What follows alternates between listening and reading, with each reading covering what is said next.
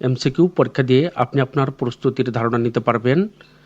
সম্প্রতি কোন বাংলাদেশিকে ব্রিটেনের মর্যাদাপূর্ণ কিং চার্লস হারমোনি অ্যাওয়ার্ড 2025 পুরস্কারে ভূষিত করা হয়েছে? ডক্টর মোহাম্মদ ইউনূস। ডক্টর সালেউদ্দিন আহমেদ বাংলাদেশের ইতিহাসে কততম ব্যক্তি হিসেবে 2025-26 অর্থবছরের বাজেট পেশ করেন? 14তম। জাতীয় বাজেট 2025-26 বাজেটের ক্রম 54তম। বাজেট উত্থাপন 2রা জুন 2025। বাজেটের আকার 7,90,000 কোটি টাকা। বাজেট পেশ করেন সালেউদ্দিন আহমেদ 14তম ব্যক্তি হিসাবে। জিডিপি, এখানে অন্যান্য তথ্যগুলো দেওয়া রয়েছে, যাদের প্রয়োজন ভিডিও থামিয়ে আপনারা তথ্যগুলো দেখতে পারবেন। 2025-26 অর্থ বছরে ব্যক্তি শ্রেণীর করমুক্ত আয়সীমা কত? 3,50,000 টাকা। এখানে অন্যান্য করমুক্ত আয়সীমাগুলো দেওয়া রয়েছে। জুলাই গণঅভ্যুত্থান 2024-এ আহত জুলাই যোদ্ধাদের জন্য করমুক্ত আয়সীমা নির্ধারণ করা হয়েছে 5,25,000 টাকা। সম্প্রতি সংশোধিত অধ্যাদেশ অনুযায়ী মুক্তিযুদ্ধে অবদান রাখা কারা মুক্তিযুদ্ধের সহযোগী হিসেবে বিবেচিত হবেন?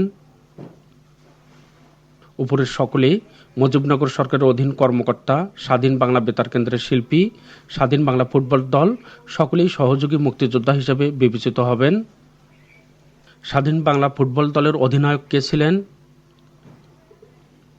জাকারিয়া পিন্টু সম্প্রতি নিহত হয়েছেন। 2025-26 অর্থবছরের বাজেটে নারী উদ্যোক্তাদের জন্য আলাদা করে কত টাকার তহবিল রাখা হয়েছে? 125 কোটি টাকা। সম্প্রতি বাংলাদেশের কোন ব্যাংকটি জেন্ডার ডেটা চ্যাম্পিয়ন পুরস্কার লাভ করেছে? ব্র্যাক ব্যাংক। গবেষণার মান ও সংখ্যার ভিত্তিতে নেচার ইন্ডেক্স 2025-এর তালিকায় দেশের শীর্ষ প্রতিষ্ঠান কোনটি? আন্তর্জাতিক উদারময় গবেষণা কেন্দ্র বাংলাদেশ। সম্প্রতি বায়ুমণ্ডলে প্রবেশের সময় স্পেস এক্সের রকেট স্টারশিপ ধ্বংস হয় কবে? 3রা জুন। গুম সংক্রান্ত তদন্ত কমিশনের প্রধান কে? মইনুল ইসলাম চৌধুরী। স্বাধীন বাংলাদেশের প্রথম বাজেট পেশ করেছিলেন কে?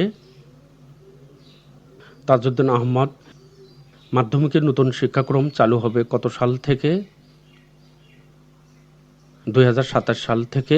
পরবর্তীতে গুরুত্বপূর্ণ ভিডিও এবং পোস্টগুলো দেখার জন্য আপনারা যারা নতুন সকলকে ম্যাথ বাংলা জিকে ইউটিউব চ্যানেলটি সাবস্ক্রাইব করার অনুরোধ করছি।